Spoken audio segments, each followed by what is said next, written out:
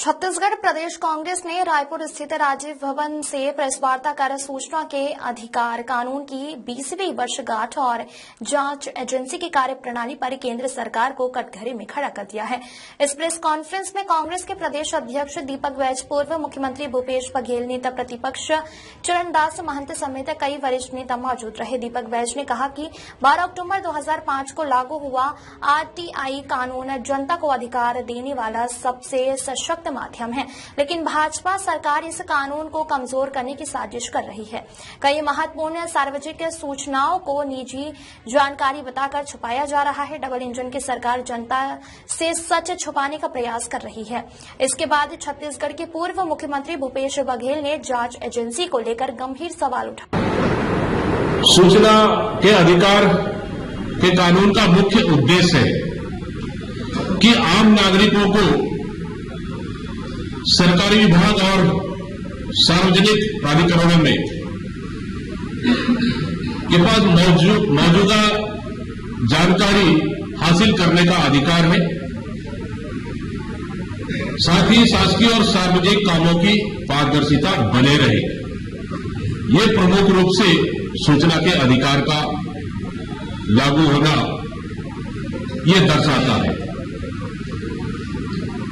लेकिन इस कानून में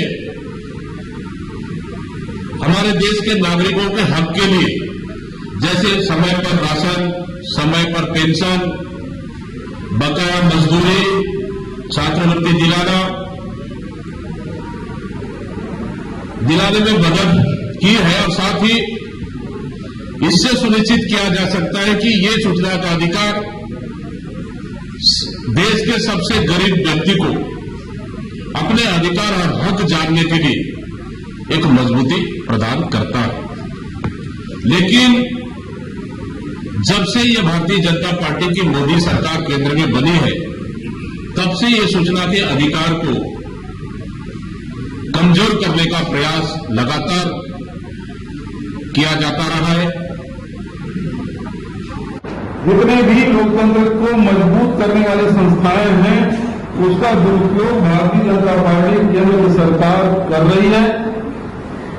दूसरी बात, अभी जिस प्रकार से चुनाव आयोग का मामला है, चुनाव आयोग सबसे बड़ा आयोग है पूरे दुनिया में उसकी प्रतिष्ठा है चुनाव आयोग का, क्योंकि सबसे बड़े लोकतांत्रिक देश से चुनाव कराने की जिम्मेदारी वो संस्था भी अब शंका के दायरे में उसकी विशिष्टता खत्म हो गई है। तो ये लोकतंत्र के संविधान में जो व्यवस्था 3 स्तंभ है, घोषित रूप से अलग मीडिया हम चाहना चाहते हैं, लेकिन पहला न्यायपालिका है, कार्यपालिका और विधायिका, ये 3 स्तंभ है लोकतंत्र के।